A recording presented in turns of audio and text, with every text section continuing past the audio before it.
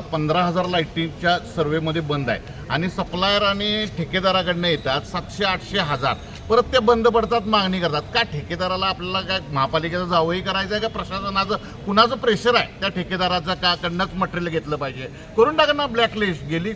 गेली 4-5 वर्ष आम्ही त्याच्या मागणी करतोय की त्याच्याकडनं पुरवठा होत नाही, त्याच्याकडनं रिपेरिंग होत नाही, त्याच्याकडनं सुविधा मिळत नाही. का असा ठेकेदार ब्लॅकलिस्ट का ठेवला? की पूर्वीचे लाईट्स काढले आणि आत्ता लावलेल्या लाईटची क्षमता काय हे सभागृह कितीदा बोलून दाखवलं.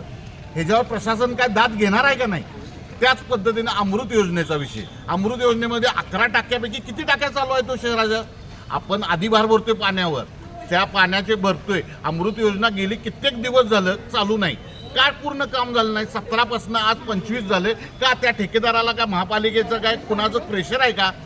का ब्लॅकलिस्ट केला जात नाही? काम का पूर्ण होत नाही? 10 वर्ष एखाद्या कामं पूर्ण होत नसली तर कसे कोल्हापूर शहरात माणसांचे येण्याचे ओढ कशी होईल किंवा हद्दवाढीच्या माणसांची तयारी कशी होईल?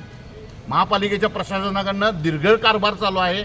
जे चाललाय आरोग्याचा प्रश्न असू दे, घंटागाड्यांचा प्रश्न असू दे, स्टोअरचा प्रश्न असू दे, महापालिकेचे प्रशासन पूर्ण व प्रशासक पूर्णपणे फेल गेलेले आहे. 10वी नंतरच्या डिप्लोमा इंजिनिअरिंग करिअरसाठी सर्वोत्तम पर्याय doctor DY Patil polytechnic, Kasba Bawada, Kolhapur.